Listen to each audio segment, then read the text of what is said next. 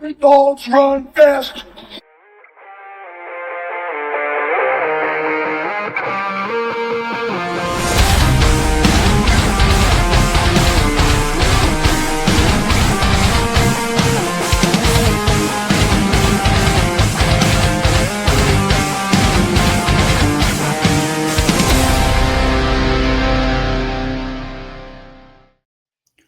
What is going on, everyone? Welcome into my dog's favorite podcast, the Dynasty Dogs, brought to you by the double FU for you, the Fantasy Football Universe. WWE. I am your host, WWE. I am your host for this evening, Michael Anthony. Alongside me, as always, is the guy who states he would have thrown it to first last night, Rich McAteer. How are you, Rich? I'm not okay. Been a rough I'm 24 hours. I'm miserable. The three Whatever. Philly teams. I'm done. I'm done. I'm sorry, baby. I love you. What did you do to him? So yes, it has been a rough 24 hours for the city of Philadelphia. The Phillies lose playoff game. They're out. Did you say rough twice because it's the Dynasty Dogs? Yeah. Like rough, yeah, bark. Sure. I mean, that will absolutely get the dogs barking, but in a negative way. Eagles lose to the Giants in New York, and then we had the Flyers lose, which, I mean, they're going to lose a lot of games this year anyway, so it's not like a, super unknown concept that they're going to lose. Yeah, so it is what it is. But we have a lot of fun things to talk about tonight. I mean, other than the injury portion of the show, that's not super fun. Tonight, we're going to be going, actually, into the Dynasty Dogs Stadium. I have been watching the original Pokemon series. Don't ask me why. I wanted to have a little enjoyment in my life, which is hard to come by when you hit the age of 30. So I decided, watching them go into the Indigo Plateau battle to get into the Elite Four, playing Pokemon Stadium and all that again, I decided, why don't we make that a Dynasty Dogs Stadium where we have Dynasty players enter the stadium and have a versus matchup where Rich and I talk about the two players and who would we rather have on our dynasty rosters. We have 10 players, 10, versus matchups we have. And I can't wait to get into them. Some of them are going to be really interesting because there are some real risers and some fallers that we're going to talk about, that could make some adjustments because there's players on here I don't think we would have had above the other going into this season or even thought of in their futures. Rich, what do you think? Yeah, this season's kind of been going a lot differently than what I thought. So there's guys on here that I'm like, oh, yeah, he's definitely a guy that I would have taken last year. But this year it's like, well, this is a lot closer than what I thought it would be. Yeah, it's a shame for some of them because there were a lot of guys we were pounding the table for. Yeah, for real. There's like every single week. I'm just like, oh, okay. I guess I'll go fuck myself. Never fucking mind. Don't listen to me. I don't know what I'm talking about. Well, Rich, let's get in. Before we get into the Dynasty Dogs Stadium, we are going to get into the That Bites segment. And Rich, there's your graphic. There is what you're going to There it is. There's the graphic. Got to say the word graphic. First bit of news here. Rich and I didn't have an episode last week, so we do have to talk about it, of course. Malik Neighbors tears his ACL. Rich is going to go on a 9-minute soliloquy right now about the MetLife Stadium turf that actually took out one Eagles player last night, and an Eagles player didn't play because of it last night. So that stadium turf is known to be bad, and they're still not doing anything about it. It just blows my mind at how they continue to do this. Mind you, they will change that turf when they have MLS games or they have World Cup games, but not for teams that occupy the stadium for half of the year, every year. It blows my mind. I don't understand why anyone uses artificial turf. Anyone. Right. Like, it's not that grass is fucking everywhere except for the North Pole. Like, just fucking put it there, dude. Put it in the trash dump that is North Jersey, dude. It's in Iceland. Either. It is in Iceland. So, Rich, my question to you about Malik Neighbors is, if you were, when this happened, a 4-0 team, 3-1 team in Dynasty, are you selling him to try to get, some talent back? Or are you just like, okay, I'm eating the loss here and hoping for the best? Hell no. Well, no, dude, I am that team. I did lose him. Amongst everyone you're going to name on this this injury list, my one team has 4 of those people on it. So it's like I'm like dive dodging every single goddamn game. I did have to pull off some awesome trades, I think, that we'll talk about. But yeah, no, I'm holding on to him, dude. He's gonna be top 3 wide receiver to come in the coming years. So there's no shot I'm moving him. If it means I can sneak into the ass end of the playoffs this year, not really expect much, but no, Okay, there's no way. Yeah. I like the way you put that at the end there, that, if it's just going to sneak you into the playoffs, it's really not really worth doing. But there are some trades that I saw that were kind of interesting, like JSN in a first. Would you be interested in that? Like, JSN's obviously going to keep you involved, right? Like, he's going to keep you involved, but yeah. And then, but like you look and see, like maybe the only position I really looked at, and that's a little bit, can't even give you names, is tight end and seeing what is kind of coming out next season.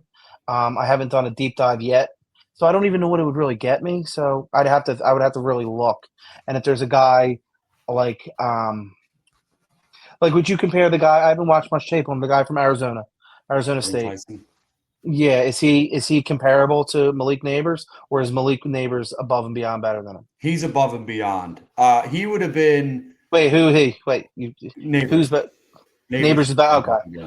So he would have been closer to the top end of this past class, the one that just like the Tets, the Luther, which is still good. Like he wouldn't be in that Neighbors, Rome, Harrison conference. He would have been right below those guys for me, but he would have been, towards the top in this one. So he's not even better than Rome, okay? Because I think Neighbors is a lot better than Rome. So I mean, Rome's really breaking out there. I think he's really good, but I think Neighbors is going to be phenomenal.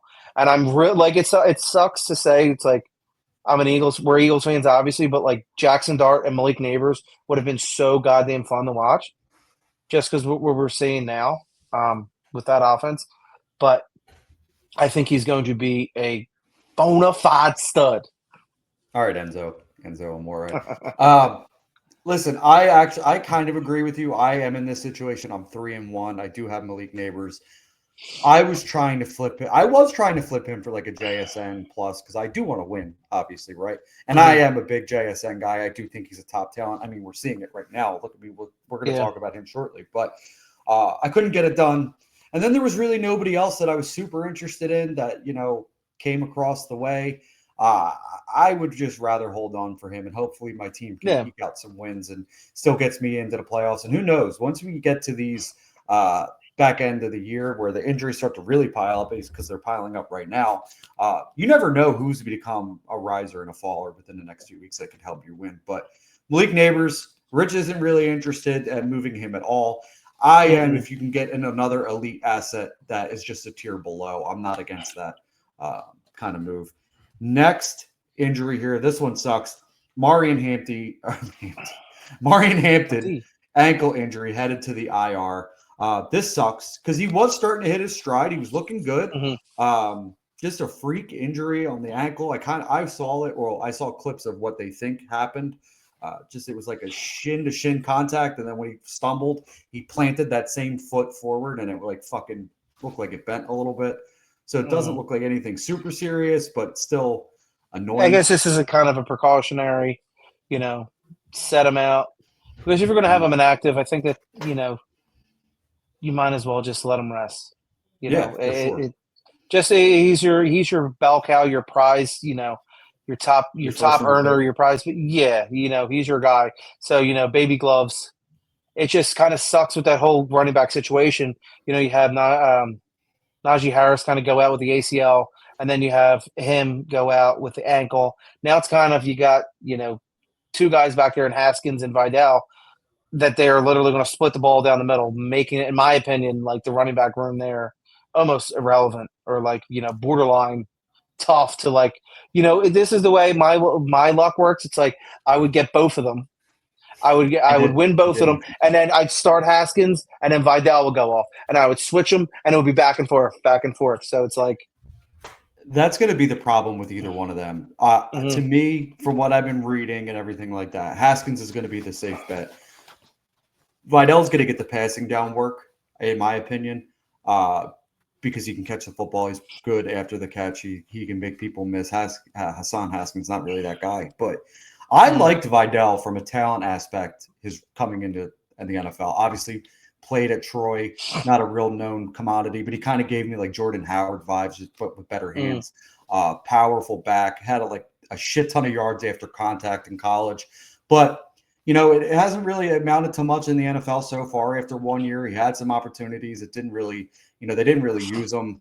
They kind of like split the work between like 3-4 guys last year. So now he gets another opportunity, and it's just him and Haskins right now. Go ahead. He's just got to make the best of what he's got now, because he kind of like is going to luck out with the unfortunateness of these injuries, just because in the offseason they kind of told you what they had in Vidal.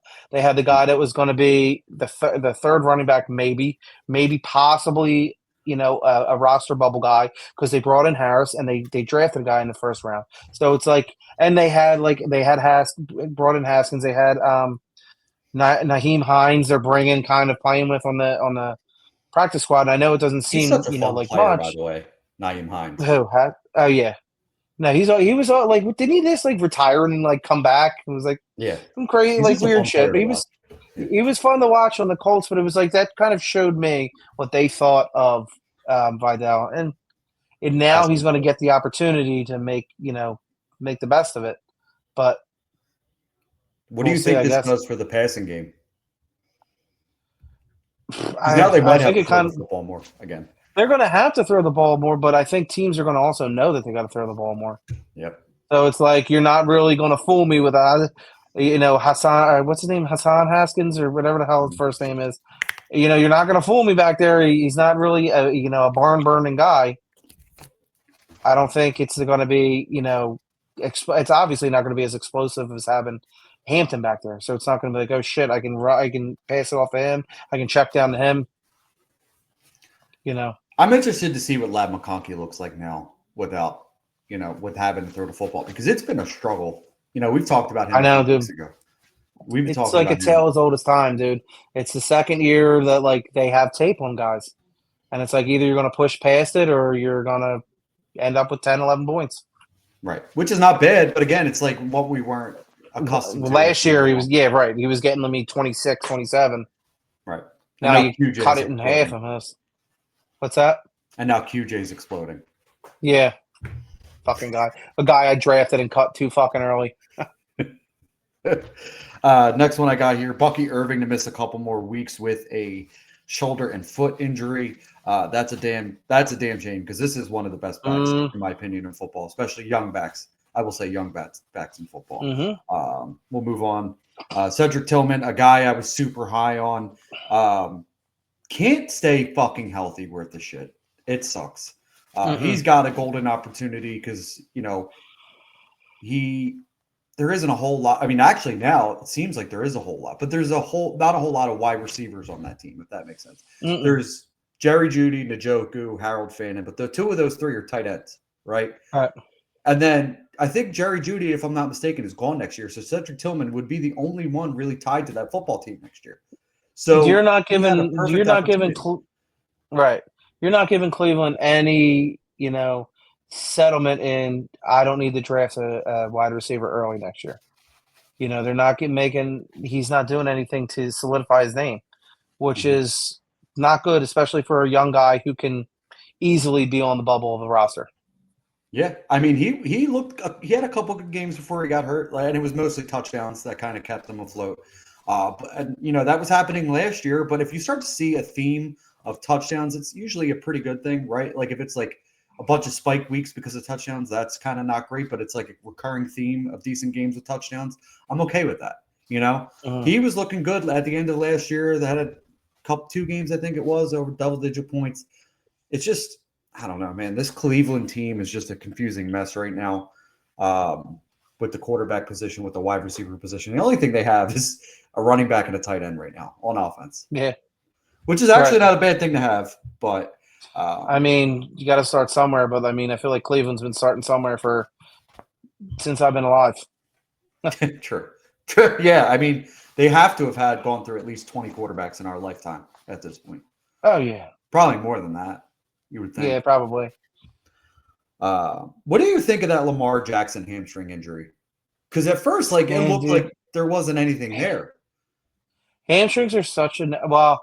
It could be two things. Number one, hamstrings are always a nagging injury. Sure. They kind of linger, and two, Baltimore kind of sucks this year. So are they like? Dude, I don't know. It's fucking bad. Oh, yeah. you just cut out and got frozen and got weird. I was like, what the hell? They're kind of like not good this year, dude. So it's like, are they sitting him because they don't think anything's going to happen this year? Are they being that cautious? Are they packing it in already? And I kind of feel like it's a little bit of both. This might be the worst Ravens defense I have ever fucking seen in our lifetime. Isn't that weird? It's like they've always they've always been a defense. It's like, holy shit. Either elite or just very good. Like, even last year when they weren't a great defense, they were still good. You know what I mean? But like, right. They brought in Jair Alexander, who just looks lost in the sauce out there. Marlon Humphrey is too busy, arguing with people on podcasts about how he played last week than actually playing. And then you got Lamar, who, like, at first I thought he looked like it really wasn't that big of a deal, that injury. And then he's out for a few weeks. So, okay, maybe it is worse than we thought, right? And I think they have a lot of injuries on defense, too. Yeah. I mean, they just brought in CJ GJ. I forget who. I think Roquan Smith is out. They brought in a lot. They have a lot of injuries. Yeah.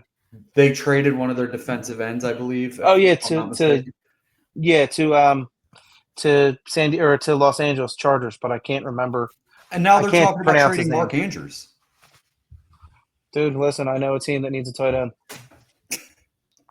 Heartbeat. I would take a fucking heartbeat. Really? Oh yeah. Yeah, Goddard looked good last night, but how long until he gets hurt again? Yeah, exactly. And this is his last year of the contract anyway. He ain't coming back. Sure. What are you, real quick on this Lamar thing, because I don't think that Derrick Henry's touched the ball more than 12 times these past couple games. And it is fucking rough because a lot of us have been dependent on Derrick Henry and believe that he still could be, that guy because this team offensively is built for him to be that guy. What the fuck are we doing with Derrick Henry? Are we we should have probably had him on the panic episode 2 weeks ago? Yeah, right. Would he be a panic for you right now? It kind of seems like he's a product of the injury of Lamar Jackson, and he's kind of on a crappy team this year. Kind of seems like a guy that last year you could have really capitalized on and sold at an absolute premium, and like now it's like you're not going to get nearly as much as you could last year. Hold. And you have to hold on to him. The problem is though, like, say what you want about Derrick Henry, especially getting older. He's been a guy who hasn't fumbled the football. He is fumbling the fucking football now all of a sudden. Right. I don't love that. Yeah. Right? No, they're not going to definitely not a good look. No. But he's only touching the ball 12 times a game, and you're putting it on the ground one of those fucking 12 times. They ain't really helping anybody out, is it? Fuck. Were you I don't. Yes, sir. I need one after watching those games last night, dude. True. Last two injuries. But I wasn't even. I'm sorry. Now you got me on a tangent. I wasn't even mad. I was like watching. I'm just like, what the fuck ever, dude. Welcome to Philadelphia. I went into it. I was like, dude. I turned the game off, and I'm like I spazzed for a minute. I'm like, I'm not going to be tired at work all fucking day tomorrow for a team that doesn't give a shit about me. Both teams. I was far more upset about the Phillies than the fucking Eagles. But whatever. There's always next year. Yeah. Red October is fucking dead October. Anyway, two more injuries we got here. Chuba Hubbard out for week 6 with a calf injury. Missed last week. And Rico Dwaddle said, I'm taking that ball and I'm running a fuck ton because he put over 200 yards rushing. He almost passed Chuba Hubbard's season in one game last week. That's fucking insane. What are we doing here? Are we going out and getting Rico just in case? I mean, I know I did. True. So did I. I got him. Right before. I got him. And then I know some other people try to give me garbage trash can picks for him, and then he went and got 32 points. Well, I offered you a third, but then I was able to get him for a third in other leagues. So, listen, If you want to give me a second right now, I'll give him. I might consider it at this point. No, I told dude, he's the guy that I thought that was like we talked. I think we talked about it before that I thought he was going to be the guy in Dallas, and now he goes to he completely left out for whatever reason. I think was the most surprising move in I don't know why they're it was making out okay with Javonte. Yeah, sure, but I feel like it was on Dallas's part that they didn't want him back, but I don't know. I thought he did pretty well last year, and now he's on a prove-it deal this year in Carolina, and he's making every opportunity. Now, if he goes off this game, two solid games, he might find himself in a starting position somewhere. Or at least either that or at a 50-50 split the rest of the season in Carolina, right? Does that tank Chuba Hubbard's? That's where I was about to go with this, because someone in the FFU Discord, I can't remember who it was. It might have been Jesse or Jeremy. Or actually it might have been Rocco who asked this question. If you were trying to get the package of Rico and Chuba Hubbard, what would you give up? Ew. Just in case for injuries, whatnot. That's I would almost I think that'd be really? Honestly I think it'd be a stay away for me, dude. Just because it's I told you, if I get two dudes on a team that are doing a 50-50 split, it's I start the wrong one every time. And I know that will send me into a fucking mental spiral. And I'm just I don't want that. You know what I mean? I do not want that. If I'm a contending team, I'm okay with giving up 2 seconds for two players that, I'm hopefully not starting on a regular basis.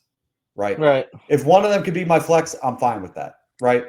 If Chuba comes back healthy next week, and I have to put him in my flex, fine. If I have to put Rico as my RB2 this week because there's nobody, he's the only running back there, I'm completely happy with that.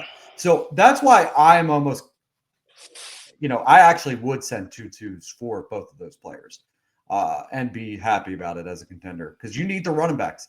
Running backs go down every single fucking week. We talk about it every single year. It gets super frustrating. Half this list is fucking running backs that we're talking about. So I would go out and buy either one or both and just, reap the benefits. Last one we want to talk about. You really wanted to bring this one up because I actually didn't even have it listed at first. Brock Bowers is out again this week, week 6, with a knee injury. Counted out early because they play on Sunday, I believe, and they're calling him out already. Usually not a great sign. Usually when you're called out this early, it might be a couple weeks, maybe another week after this. The Raiders fucking need him badly. The Raiders need something, dude. They need something bad. After being an almost Iron Man last year, just going off, this year he tweaked it in week 1, and now he hasn't been really the same since. Battling through it. I'll give him that. Yeah, it blows because, again, he's on my roster along with Bucky and along with Neighbors. So it's it's rough. I'm hoping to get through this week, and I'm hoping he's getting through this week, and then, come back. But Jesus, Gino looks like he sucks. That's what I was about to say. What I really want to talk about with this is I'm not really worried about Brock for a dynasty, really a fantasy asset. I think eventually he'll be okay. My problem with this Raiders offense is fucking Gino. 9 interceptions in 5 weeks. That's insane. Yeah, he's 6 TDs, 9 interceptions already this season, and it's week fucking 5 or week 6 now, but it was week 5. He has gone from Gino to G-O-No. He's just fucking. Dude, you definitely thought about that for a long time, dude. I did. He is literally last week. When you watch that game, because I watched a bunch of that, he was just heaving it like he thought Brock was down there somewhere. And he ain't out there. And I don't know where he's throwing, because he's throwing double coverage, triple coverage. He is just playing YOLO ball with, reckless abandon. It sucks. Because we both like Gino into the season. I believe you even said the Raiders were going to make the playoffs or win the division. Yeah, I'm it shows how much I fucking know. You know what I mean? He just went from Seattle to Las Vegas and was I think on the plane ride he forgot how to play football. I don't know. Not that long of a plane ride either. No, but you know what? I guess it's going to set them up to draft a quarterback next year, and then be stuck on this. Did they pay him $100 million? They paid him a lot of fucking money. Yeah, actually, Like he's gonna be kind of screwed. They're gonna kind of be screwed with that. But do you think this is his last hurrah? oh yeah, but this season No, he or didn't this get 100, just under. Hold on. okay. It was a 2-year, $75 million deal. Oh, okay. I thought it was a 3. No, 2 years. They got Okay. it till 2027. They have a potential. Till 2028. They have a potential out in 2027. Oh God, they got to get there. Yeah. Really? He is 34 years old, if I'm not mistaken. 35. Fuck. It's his birthday. Oh my God, dude! Did you send him a happy birthday, dude? He's gonna send me some INTs because that's all he can fucking throw right now. Yeah, sucks. that's a goddamn shame. Yeah, it is because this is a cool story too, right? A guy who got drafted pretty highly. It wasn't like I believe he was a second round pick, if I'm not mistaken. Had to go through it. Had to go through a lot of benchings, a lot of like getting opportunities, and it's just a lot of bad coaching situations too. Now he gets an opportunity and a coach who believes in him, and it's just not really working out to this point. Some of that might be Chip Kelly because we know Chip Kelly's offenses really don't work out in the NFL for too long. Yeah, dude, I could have fucking told you that. Well, he was looking good at Ohio State, though, and that's a high-level program in college. It just ain't working. Stay there, man. Should have probably stayed there, is right. What are you doing with Geno in Dynasty? You selling him, or are you just probably holding on because you're probably not even benching him? anything? Yeah. You're probably not getting anything worth because I wouldn't want anything less than a late second, and you're not getting that at this point with the way he's playing. Because eventually this team could turn it on. I mean, they got some good players. They got Genty. They got Brock when he's healthy. They got Michael Mayer's also suspiciously fucking out, which is a guy like, again, drafted highly, hasn't produced, has the opportunity now, can't get on the field. Jacoby Myers we like. And then Jack Betch and Deontay Thornton, like nowhere to be found, either one of them. Trey Tucker, I think, is the number 2 there. Yeah, so. He's kind of disappeared the past. Was it 2 weeks? Week? Yeah, I think he's wide receiver 16. He was like the top 5 at one point. He was fucking lighting it up because again, Geno was playing reckless abandon. Now it ain't working anymore. No. But Rich, let's get into our Dynasty Dogs Stadium again. This is just because I was watching some Pokemon, Elite Four type stuff. Wanted to do some versus matchups on Dynasty players that we are going to pit against each other and decide who we would rather have on our Dynasty rosters. Rich, would you rather start out with a hot one or like a lukewarm one? Let's jump right into the fire. Give me a hot boy. I want to start this one out is this player that's versing one of these players probably doesn't get enough talk as the wide receiver one in Dynasty enough. And I think we might have to have that conversation right now. That's going to be one Puka Nacua versus Justin Jefferson. Rich, you want me to go over the stats real quick? Yeah, good. All right. Puka Nacua, 24 years old, going up against Justin Jefferson, 26 years old. Currently, right now, Puka Nacua is first in receptions with 52, 588 yards, 2 TDs. Justin Jefferson, 29 receptions, 449 yards, 1 TD. Puka is wide receiver 1 in both. Justin Jefferson, a wide receiver 11 in both points per game and total points for. Rich, who do you want in Dynasty? I'm going to make this quick and simple. I'm going Justin Jefferson, dude. I think. Wow. I think. Well, let me give it to you here, False. Damn. The reasoning is because I feel like Justin Jefferson right now is on a team with a quarterback that is kind of shot to shit in Carson Wentz. We know that. He was feeding them, though.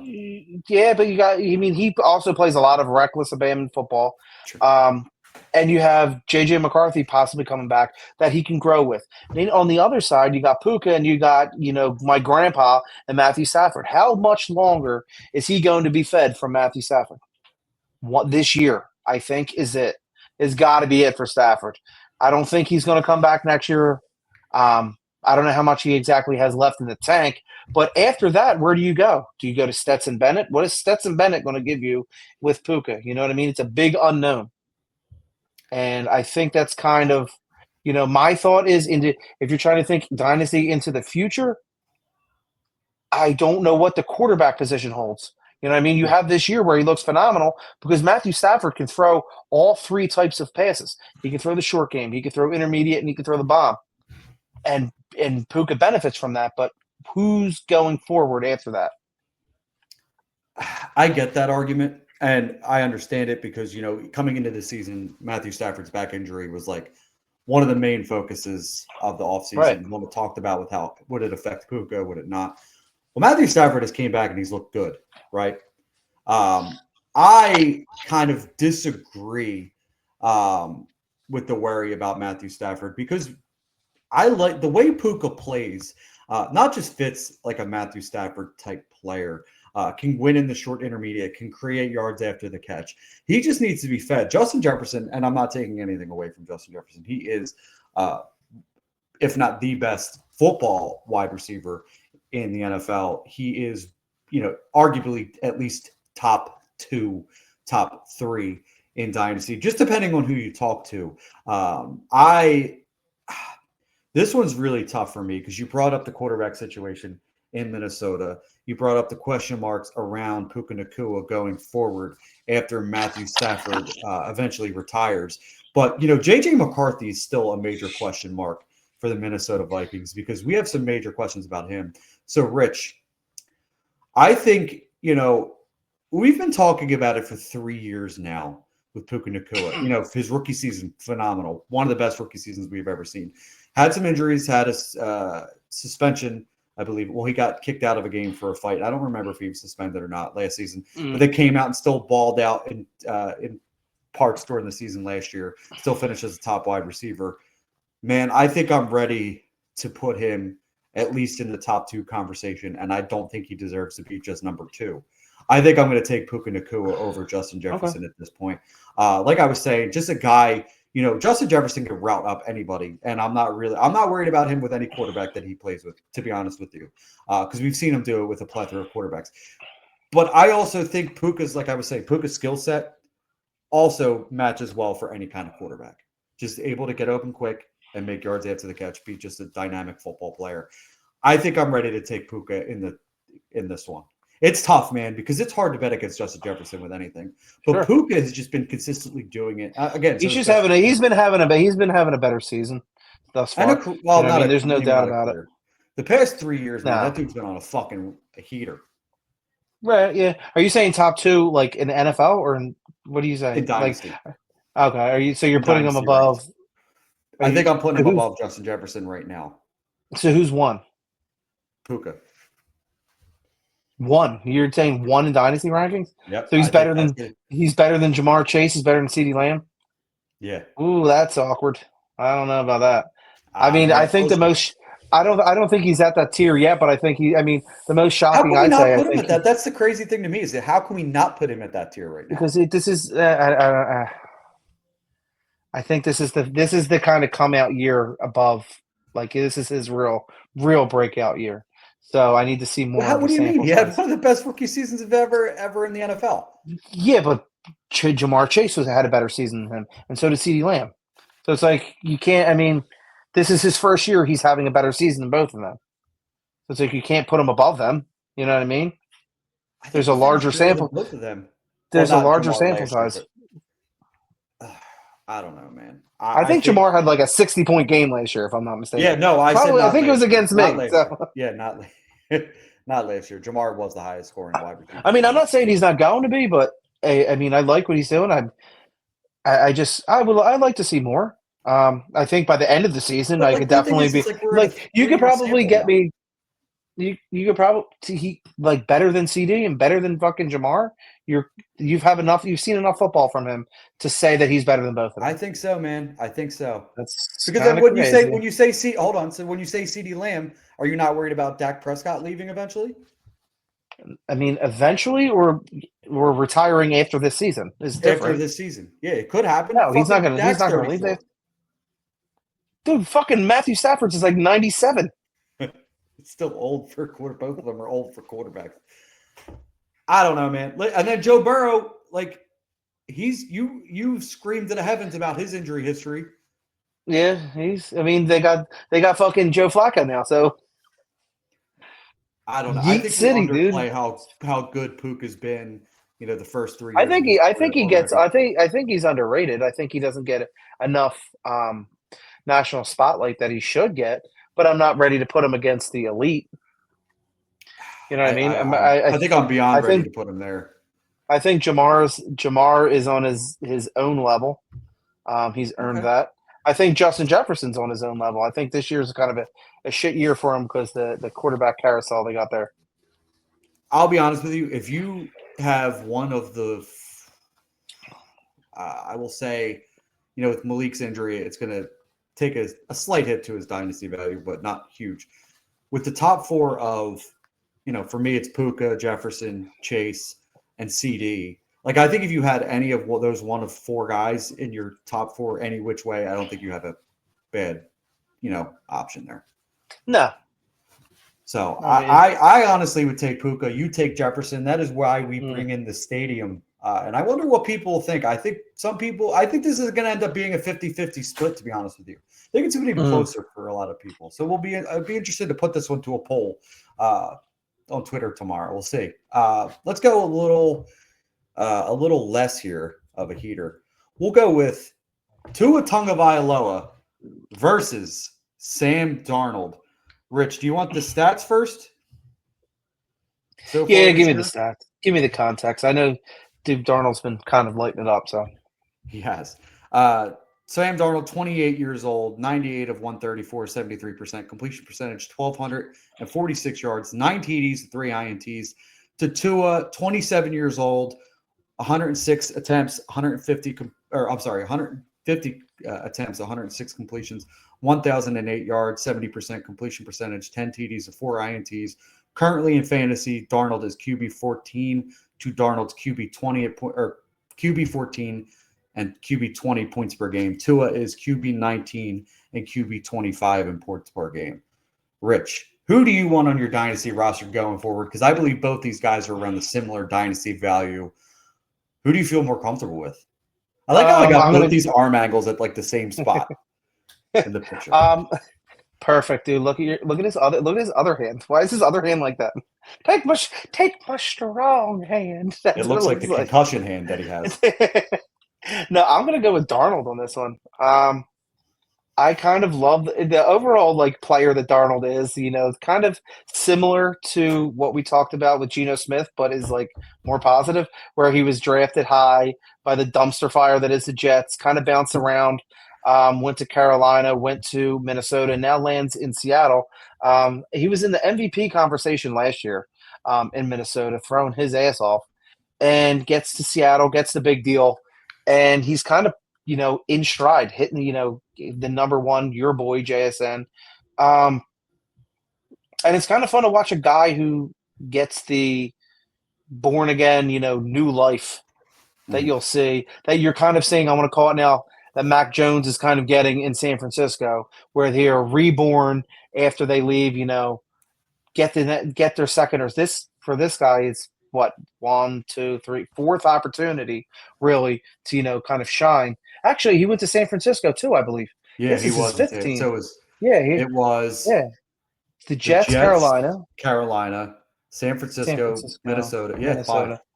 Yeah, that's and then you got the guy on the other side with Tua, who kind of, granted, you have a fucking absolute dipshit dope in Mike McDaniels, who doesn't know his ass from his elbows.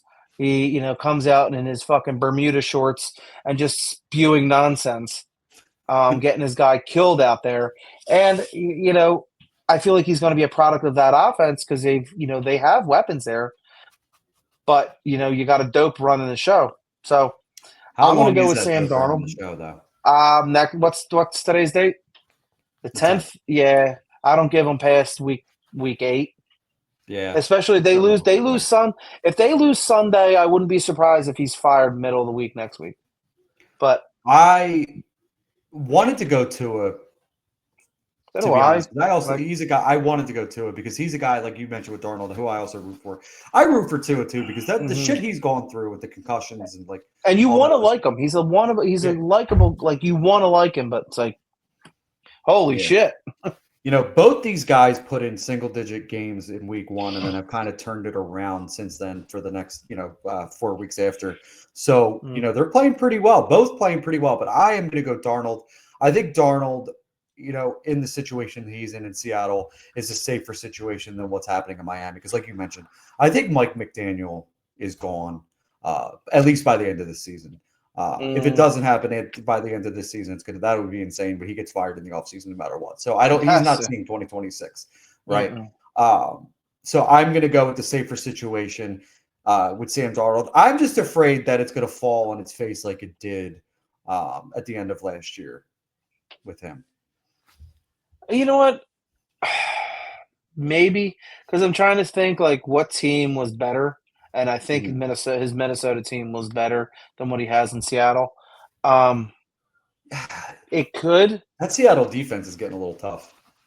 Yeah, but offense-wise, you got Addison, you had Jefferson, Sure. You had Aaron Jones. You had Adrian Peterson. What? I wanted to see if I could slip that past you. You had Chris Carter. You had Randy Moss. What's his name? What's his name? You had what's his name? Darnell Ham. The dude's name. His name was like Ham. Their fullback. Yeah, you got a bunch of Ham. No, I don't know. Was Seattle is Seattle's offense better? I don't think so. No. You got Hockenson. Not with Justin Jefferson. Yeah. But they're a good offense. They're underrated. Like, Cooper Kupp, as old as he is, has had some, here and there flashes. Torrey Horton looks pretty damn good right now. The running backs have been interchangeable as, somebody's going to have a touchdown. So it's going to be either one. And then JSN is like the guy right now. And I think. Told you, dude, Kenneth Walker cut his hair off and now he's like in every game. He's stone cold Kenneth Walker now. So we both take Sam Darnold on this one. I think it's a tougher decision, but I think I'm a little bit more comfortable with him. Let's go with the battle of 32s here. And this one's going to suck because this is a guy you and I were both high on, and it just hasn't really worked out yet. Who would you rather have, Bill Croskey Merritt or his real name, Jacory Croskey Merritt, versus TreVeyon Henderson?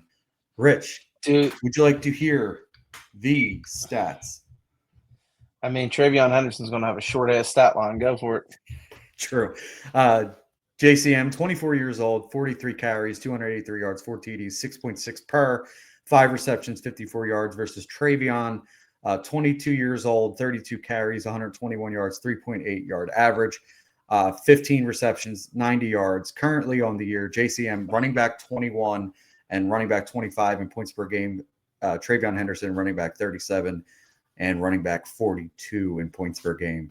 I, first of all, want to put a arrest warrant out for Mike Vrabel for the way he's using fucking TreVeyon Henderson. It is fucking absolutely frustrating. But Rich, dude, you know what the best part is? It's because it's like, it's okay, Ramondre Stevenson. You can fumble. He's just like, going out there, dude. Just go fucking hustle. Like, he fumbles the ball 600 times, and they're just like, you know what? That's all right. Just keep going, dude. How old did you say Bill Cosby Merritt was? 24.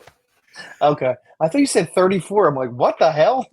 No, dude. He's Benjamin Button. I'm like, holy shit, this guy's old. Where the hell's he been?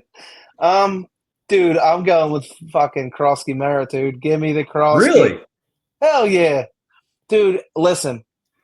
If there's anything like that'll tell you about draft position, the running back position, like I'm trying to tell, I don't know how to bring into words what I'm trying to say. It's like when you draft a guy, it doesn't matter. It doesn't matter if you can say it doesn't matter where you're drafted. The position of running back is that position. Henderson was a highly touted guy. Croskey Merritt, obviously not a highly touted guy. He's taking advantage of the position, and he's taking the ball and he's running with it, dude. And he's looking good. And you got another guy who can't get past Ramondre. I fumbled the ball 3 times against Stevenson. He's cooking, dude. He's cooking. And I'm all power to him. I like it. I like an underdog story, dude. Yeah, for sure. I like that story too. I think I'm still leaning TreVeyon here because I believe in the Pedigree. talent. I'm sorry. Pedigree. Yeah, Pedigree. He's got the I still believe in TreVeyon the Henderson and the pedigree. pedigree. Yeah, I still believe in the pedigree. I still believe in the talent. Mike Vrabel, I don't know exactly what he's doing. I remember, I think it was going back to Derrick Henry's like rookie season. Didn't he start out slow because he just refused to give him the rock? If I'm not mistaken, was that Vrabel? No, I feel like I think I don't. Was it? I don't think so. I feel like Let's Vrabel see. was Let's already. see. I mean, but I it's feel like it kind of was for like some reason. it's also But you have to bad look at horseman. the situation. You have to look at the situation where Koski Merritt's kind of like has the wide open room, wide open after Austin Eckler got injured again. Mike Malarkey. Holy fuck! I completely forgot he was a coach. Mike Malarkey, that's Yeah. a fucking name. um, Krosky Merritt's kind of he's just taking advantage of the position he's in, and you got Henderson over here who can't get past Ramondre Stevenson, who me and you both thought was going to be cooked by week 3. Mhm. He should have And been because he still felt like you mentioned fumbling the football, and now they were giving that's my Antonio question. they were giving He's Antonio Gibson the work. He tore his ACL, so he's out for the year. yeah, But then, like in the preseason, you were seeing Trey make all these big plays, and I'm like, mhm. okay, they need this. This is what this team fucking needs, and they're just going away for it. And then Vrabel said something this week where it was like, we want to get him out there seeing better, seeing him more, like kind of implying that he's kind of not really doing what he's supposed to be doing. It's what it seemed like to me. I could have been just reading too much into it because I have a tendency to do that. But Mm. I'm gonna still lean TreVeyon here, especially because like JCM, 5 receptions, 54 yards, not really earth-shattering stuff. But then I look at 15 receptions for TreVeyon in That's big for fantasy football. So I'm gonna lean him Yeah. there. We're not on the same page with that one, but I don't hate it. I think, I was the guy saying sell Croskey Merritt for a second, and it was looking pretty good there for a minute when he wasn't really getting the work in the early part of the season. Now he's gotten back up into that second round range again. I still think he's a sell to me for a second plus at this point. Maybe even a back end first. I think a second plus is probably what gets it done. But yeah, I think a really nice story. I'm just not sure how long it goes. He could be the next Isaiah Pacheco type player. Yeah. That 7th round guy. Who knows? Let's go into a tight end one because we did a quarterback, a wide receiver, and a running back. We will go with. So I want to preface this one. This is the battle of 87s, by the way. I didn't do a lot of these number matchups on purpose, but apparently that's happening. I want to talk about this one because this is a guy. One of these guys is usually top 5, top 6 tight end in most dynasty rankings, at least going into this year. And the other guy was a back end 12th, maybe even just outside the 12th a little bit. That is going to be Jake Ferguson versus TJ Hockenson. Rich, would it surprise you to hear that Jake Ferguson is the tight end 1 in fantasy right now? No, just because I think what was it last week or the week before he got like 9 million catches. Like his numbers like inflated by a literal million. Yeah, it is insane. Jake Ferguson, currently 26 years old, 41 receptions, first in the NFL for tight ends, 272 yards, 3 TDs. TJ Hockenson, 28 years old, 19 receptions, 153 yards, 1 TD. Has seen a little bit of decent work with Carson Wentz out there. Currently on the year, Ferguson, tight end 1 and tight end 2 in points per game. TJ Hockenson, tight end 23 at points per game. Who do you prefer here, Rich? Are you going with the new hotness or are you going with what we used to know? Old reliable. Yeah. This is probably the tougher one that I have. I'm gonna go with Ferguson here. Really? Okay. Yeah, just he's slightly younger, and he kind of seems to be, getting the work with Dak. He, like I said last week or the week before, he was getting 1 million catches. He's kind of building a rapport with him. He doesn't have that injury history extent like Hockenson does with his knee and all that he went through last year. But you could see that, Hawkinson's kind of knocking the dust off or knocking the rust off rather. And, really stepping into his own.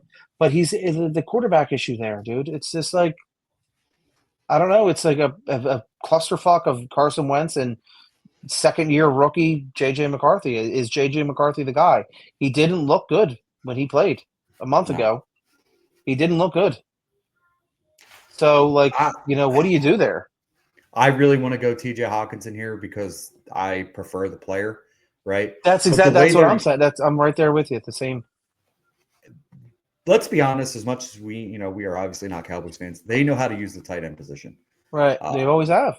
They've always have. And Jake Ferguson, I think with or without CeeDee Lamb, is still going to get a decent amount of targets per game because of the things opening up for him with CeeDee Lamb out there and George Pickens. Both of those guys are playing well without CeeDee Lamb. And I think when Lamb comes back, it just opens things up slightly more. But I really like what the Cowboys usually do with tight ends, give them targets. And that's usually what you just need from the tight end position on a Cowboys offense is just the receptions, right? So I'm going to go with Jake Ferguson here, slightly younger, better target volume, I think, at least for right now with Dak compared to J.J. McCarthy. I'll stick with Jake Ferguson. I'm kind of surprised I did that, but we'll see. Yeah. We'll see how that plays out in a few years. Let's go to another quarterback one, Rich. Guy we saw here last night, and it was your quarterback 2 of last year's class versus my quarterback 1 of just a few years ago. It's going to be C.J. Stroud versus Jaxson Dart. I think if you were to have sold C.J. Stroud after that Baltimore game, you probably could have gotten Jaxson Dart plus. I don't think you're getting that anymore. I don't think you can get a plus anymore. But let's talk about some background and some stats and such on Jaxson Dart, 22 years old.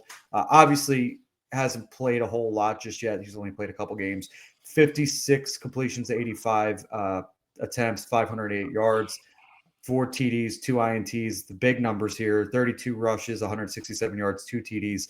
Vanilla Vic making Zach Baldwin look like fucking a geriatric out there. CJ Stroud, 24 years old, 102 completions, 144 attempts, 8 TDs, 3 INTs, 1,076 yards, 18 rushes, 122 rushing yards. Dart is QB 34 and QB 35 in points per game to CJ Stroud's QB 15 and QB 21 in points per game.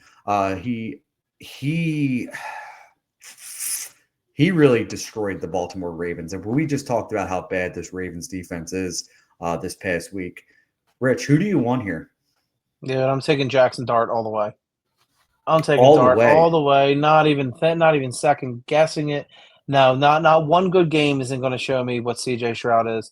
I think he kind of leveled out this year. He's played a bunch of fucking duds besides playing against a lowly fucking 1-win Baltimore team. He kind of said something to the effect of, he gets what did he say? He gets tired as he gets older. He's 4 years old. Can you imagine when he's 28? He's going to be sleeping all day long. I get it. Jaxson Dart doesn't slide, too. Awesome. Dude, the dude is a fucking nut. I love it. And I don't have to say one or the other because I know which way I went. I have Dart on my team, and I wish I started him last night, but I didn't. No, dude, he looks like he knows what he's doing. He looks like he is going and proving he's an Ole Miss guy. They have a specific system for him. He looks like he's proving that to be false. He's throwing the ball all over the field, dude. Every third down, I feel like he converted every third down last night. It was. I will say they are making things pretty easy for him at times too, right? Which is not a bad thing. They are playing a very quick system. I don't know if you noticed yesterday a lot. It was a lot of fucking 5-yard out routes, and it was and they were playing off coverage. They were playing 10 yards off. So 5-yard out route, guess what? That's fucking easy, right? Pick them off, dude. Pick them off. Yeah, they with Keely fucking Ringo and fucking. No, I mean like pick off the defense. I guess poor terms.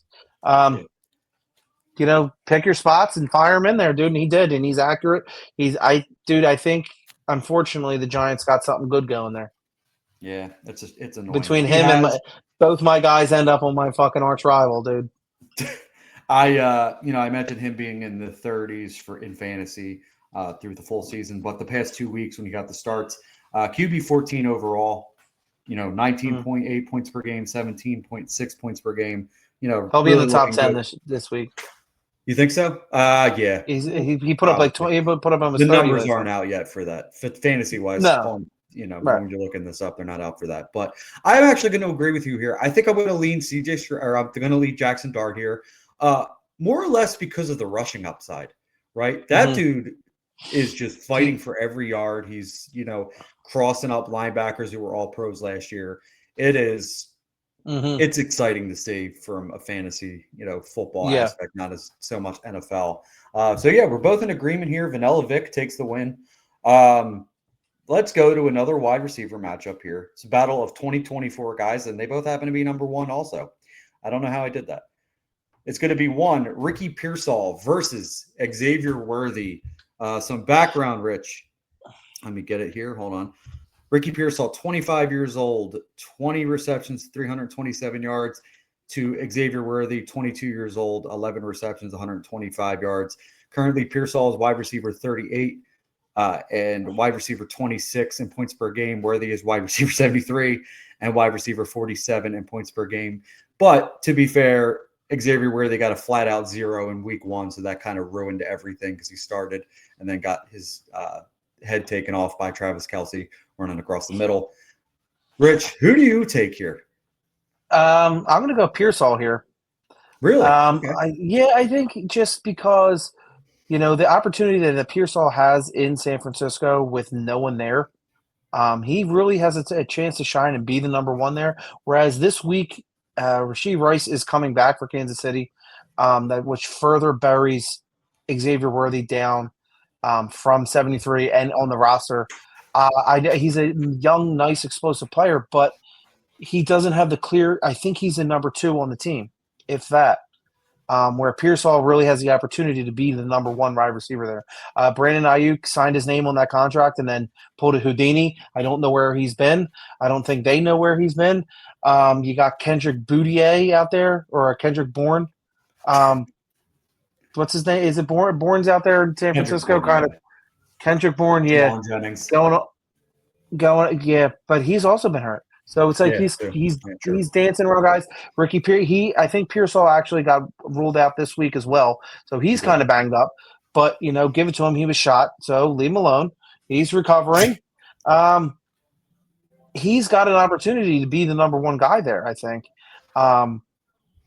So the upside factor for me would be in favor of Pearsall rather than, your bona fide number 1 guy coming back for Kansas City. I think really Xaiver Worthy had his time in this 6-week span to really prove what he's got, and I don't think he did it. Well, in his defense, he got fucking depleted and missed 3 games. Right. I give him a little bit of grace on that one. I am going to take Worthy here. From a talent aspect, I prefer Worthy. He's a better wide receiver overall, in my opinion, than Ricky Pearsall. But then, you mentioned the target competition for Ricky Pearsall. Yeah, is easier right now. But then you got to remember George Kittle's coming back, right, in just a few weeks. That's going to take away some targets. CMC is looking pretty damn good right now. So, that target competition ain't so light when George Kittle comes back, especially when Jelon Jennings is healthy too. So I think this is a pretty, even matchup, especially with the players that they have around them on offense in the systems that they're into. One's playing for one of the best offensive minds in NFL. The other's playing for one of the best head football coaches in all the NFL. So you really can't go wrong with either one. I'm going to lean Xaiver Worthy, just the explosiveness. And I think he doesn't get enough credit for the route running that he does. It's just it hasn't really accumulated just yet. I think Patrick Mahomes has been doing as much as he can to just, spread the ball around, feed Travis Kelce because the new Taylor Swift album is out. It's just, it is what it is. But yeah, we're split on this one, and I don't think really there's a wrong answer here, to be honest with you. Let's go to another tight end matchup here, Rich. And this is a guy, I was super high on, super impressed with, for 2 years. And then he kind of hurt my feelings a little bit. I started to shy away from him slightly. And now I think I'm back in. It's going to be Dalton Kincaid versus Tucker Kraft. Rich, some background on both of these guys. both drafted in the same year, by the way. Dalton Kincaid, 25 years old, 20 receptions, 287 yards, 3 TDs. To Tucker Kraft, 24 years old, 16 receptions, 225 yards, 2 TDs. Kincaid is currently tight end 2 and tight end 3 in points per game. To Kraft's tight end 12 and tight end 6 in points per game. Kraft did have the bye week this past week, so that also affects that slightly. Rich, who do you want here? Oh man, this is tough, dude. I think I'm gonna go. I don't. I'm gonna go. Gun to my head. I'm going Kraft. Okay. I feel like Josh Allen spreads the ball around an awful lot in that offense. Whereas you're trying to, really establish guy in Green Bay. They don't really have anyone there. They drafted Matthew Golden. They have Luke Musgrave there as well, but I think he's kind of getting into his own and kind of getting in rhythm with Jordan Love. So I'm gonna go with Kraft on this one. Okay. Yeah, I don't hate that. They are getting Christian Watson back healthy, right? That could hurt a little bit. Jaden Reed's been out as well, so that is something we got to worry about. But I'm going to lead Dalton Kincaid here. I'm going to go back to my old good friend Dalton Kincaid here. You mentioned the Buffalo Bills really do spread the football around. I agree with you on that. Some weeks it's Khalil Shakir. You'll see some splash weeks from Keon Coleman sprinkled in there, Josh Palmer. But the pretty consistent guy has been Dalton Kincaid. In the 5 weeks, he's averaging almost 5 targets per game, which is pretty decent for an offense, like you mentioned, that does spread the ball around. He is 9th in receptions with 20. I am pretty happy with what we've seen from Dalton Kincaid so far this year. He's healthy. He's been a go-to target for Josh Allen around the red zone area too. And the deep shots. Deep shots have been there, which is something those two have not been able to connect on for the first 2 years. So yeah, I'm going to lead Dalton Kincaid here, and I'm happy to see some progress from him after a disappointing first 2 years. Sometimes it just takes guys a little bit longer to, get going, and it seems to be finally getting going for him, which is nice to see. I like them both, but yeah, I gone to my head. I'm going Kraft. Yeah, and really no wrong answer there.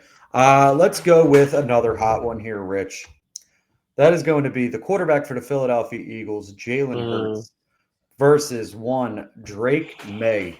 And this guy was your quarterback one just a year ago, if I'm not mistaken, Drake Maye. Mm-hmm. So background here, Rich. Drake Maye, 23 years old, 113 completions, 153 attempts, 73.9 completion percentage, 7 TDs, 2 INTs, 27 rushes, 110 yards rushing, 2 TDs on the ground.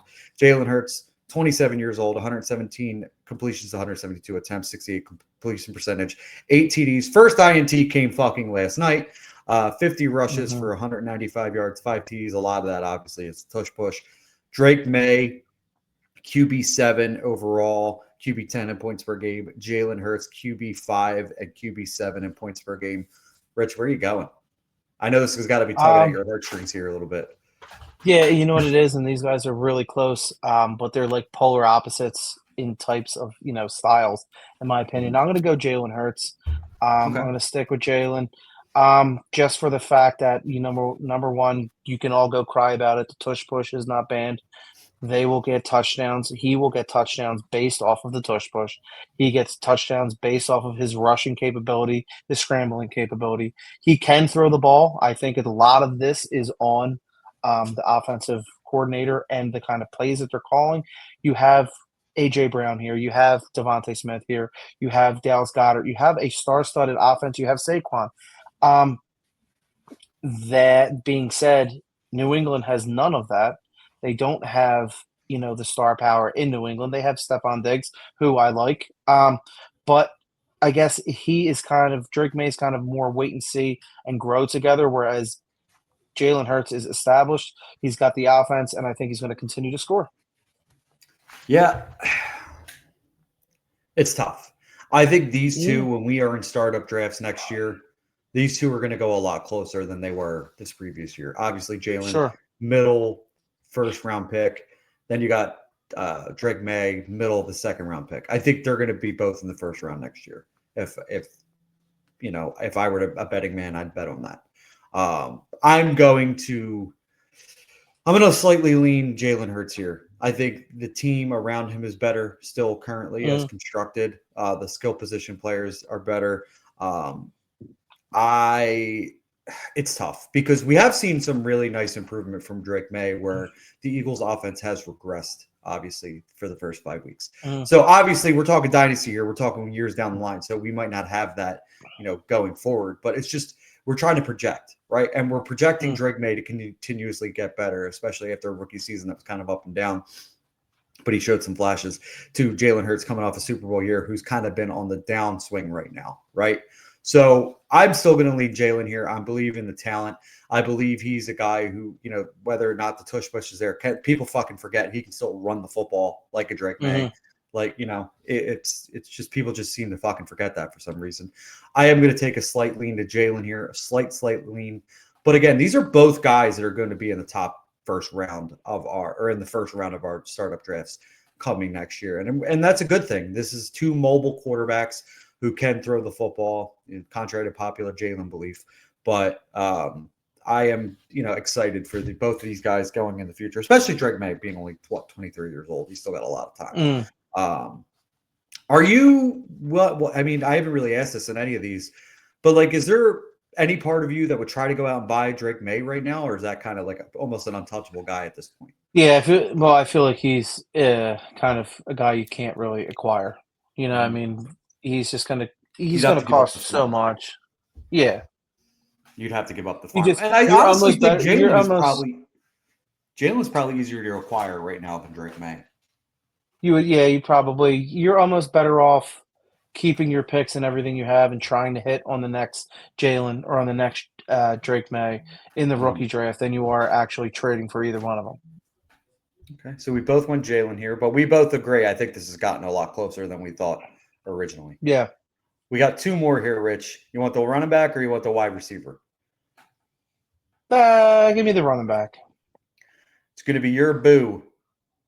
The fucking dreaded Cam Skattebo. There he is, dude. You don't even have to ask me who the fuck I'm taking. Versus one of the most underrated football running backs in football, I think, in my opinion. I think you would agree with that too, Josh Jacobs. Sure. Little bit of tail of the tape here. Obviously, the age gap is going to be there between the two of these guys. We have Josh Jacobs, 27 years old, 80 attempts, 226 yards, 4 TDs, 3.3 yards per carry. 10 receptions, 119 yards. This did not have Cam Skattebo stats from last night. I don't know why it didn't, but he's 23 years old, 63 rushes, 242 attempts, or 242 yards. Damn, that's a lot. Yeah, 3.8 yards per carry, 18 receptions, 143 yards. Didn't have his stats from last night's game. Obviously, those numbers are drastically different. Don't worry, dude. Yeah. That's just one click away, dude. Yeah. Go ahead, give it to us. Wait, my shit's frozen. Oh no! Look at me, Captain Not Clutch. Well, while you're doing that, I'll do this. Go ahead. He had 3 touchdowns last night. I think he had 98 yards. 19 carries. No, he didn't. 19 carries, 98 yards, 3 touchdowns. One. I think he had a fumble last night too. Let me see. I don't know if he did. I think that was the night. That was the week before against the Saints. He lost that game for them pretty much against the Saints. Game log. RB1 so far, dude. 19 attempts, 98 yards, 5 points. Well, he has to be. He's one of two. I know. 2 targets, 2 receptions, 12 yards, 6 yards each, dude, and no fumble. I thought he had a fumble last night. No, that was the week either way. Jesus, Mary, and Joseph. Currently, RB14 for Josh Jacobs, RB6 in points per game, Cam Skattebo. Before last night's game, RB22 and RB24 in points per game. Rich, I know you're taking Skattebo, so you just want to stamp that real quick? Yeah, dude, absolutely. You know what? I said to my buddies last night in a message, I was like, damn, I wish Skattebo was on any other team but the Giants. I said, I wish he was an Eagle. Dude runs like – dude, he's like one of those dudes you see in the corner just like sniffing glue or eating paint. Like he's just like some kind of fucking crazy maniac. He had his mother probably had a lot of Tylenol. But he's a fucking – dude, he's a killer, dude. He's so fun to watch. He does a backflip Which is pretty Oh, my insane. God. Um, I hate that you love him so much, to be honest with you, because he why, drives me up dude? a He's fucking wall. why? He's fucking I don't know. nuts. He's awesome, dude. He runs through people. Watch his fucking film. The same shit I said last year when he was coming out. I'm like, he runs through people. He's a bulldozer, and this is what he's doing. He's getting the bulk of the carries. I said he was going to take over. He's taking over. 33 points last night. He's an absolute animal, dude. Josh Jacobs, who? That's crazy.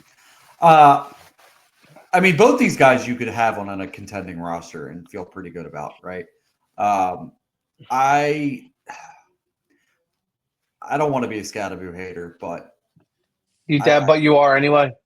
yeah, I am anyway. I think I got to stick with him. I got to go with Skattebo here, even as a contender, because he's going to give you the production as a contender. He's going to give you a few more years. Josh Jacobs, 27 years old. He's probably got a few years left, right? Maybe 2 at the most between this year and next year. I think I'm going to go with Skattebo. Just slight. He's going to give you some PPR points as well. I don't love it because I really am a big fan of Josh Jacobs. That was somebody I was acquiring at the end of last year because I believe in that talent. I believe they like to run the football a lot in Green Bay.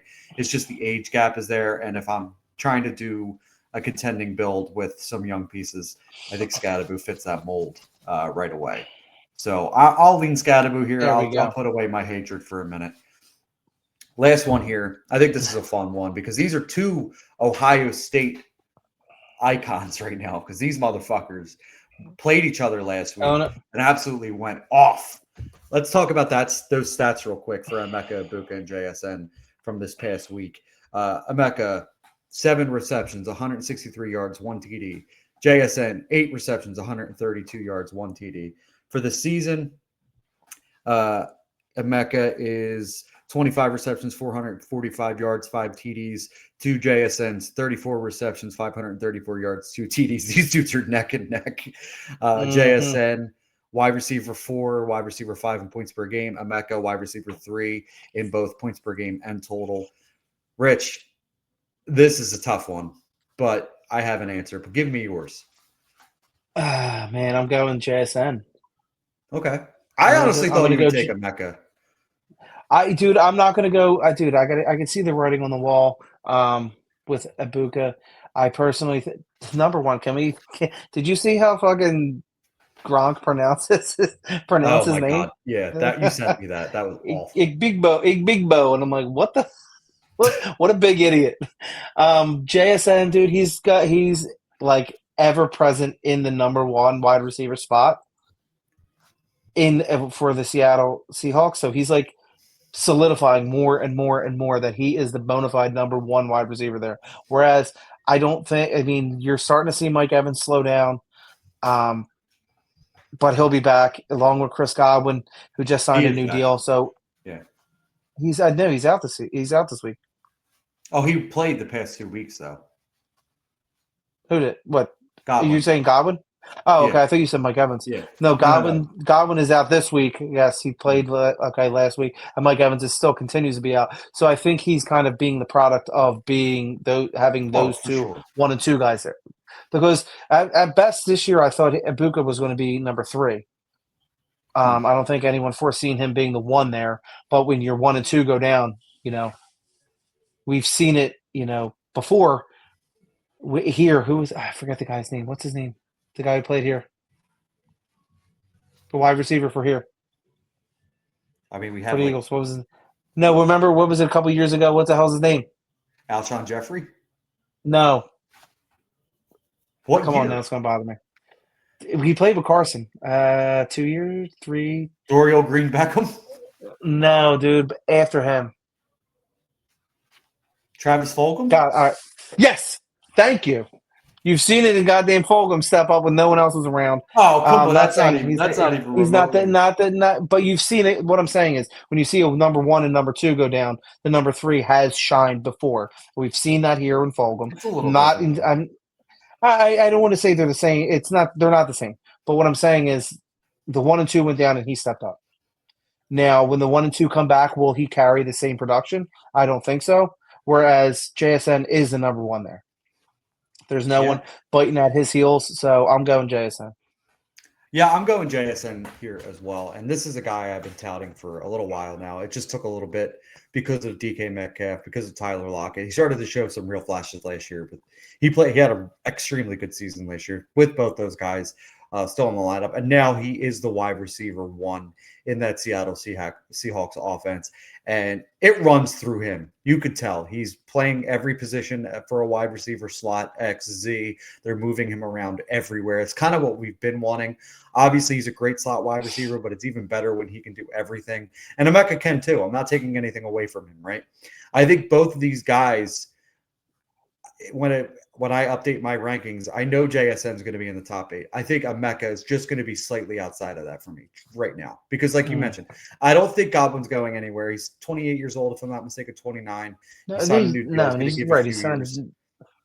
Evans obviously is going to be out the door soon. So I think Emeka is still, even with Godwin is a wide receiver one, but Godwin's a target earner in of himself, right?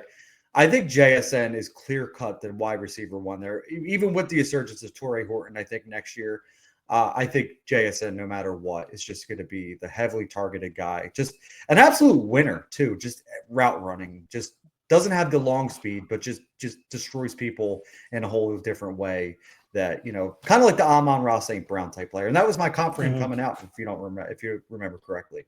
So I'm glad that he's finally getting this opportunity. So, Rich, you and I both go JSN here, and that's going to just do it for the both of us for this episode. I'm glad we were finally be able to get back in here to do this. It's been 2 weeks. Love doing these episodes with you. But, Rich, today is World Mental Health Day. I don't know if you're aware. So, obviously at the end of every episode, you and I talk about how mental health is extremely important to both of us. Rich always says he would rather talk to you than talk about you, if I'm not mistaken. Is that how you say it? See. Yeah. Yes, sir. Yes, sir. Just remember that you are out there. Someone out there loves you and cares about you, just to make sure you're reaching out to whoever it is. So for this week of the Dynasty Dogs, brought to you by the FFU, this is the end. We will see you guys next week. Have a good night. I don't know why I said this is the end. Like this is the well, and real quick, I want to add slightly to that point. I've seen a lot of things over social media with this being Mental Health Day and all of that. And as someone who has struggled with mental health for a long time in myself, I seen something cool with AJ Brown, who had the check on your teammates shirt last week or the week before, and that's actually on right now, peacecollective.com. You can get one of those shirts, jackets, sweaters, that say check on your teammates. I thought that was really cool, a really cool thing. Hats, shirts, all that fun stuff that goes towards mental health. So check that website out, peacecollective.com, and give them a shout. Check them out. Yeah, Peace. For sure. I'm glad you brought that up because I didn't know anything about that. I mean, I saw the shirt, but I didn't know where to find it, obviously. So thank you for that. Peace. Again, for the Dynasty Dogs and the FFU, we'll see you guys next week. Have a good night. Peace.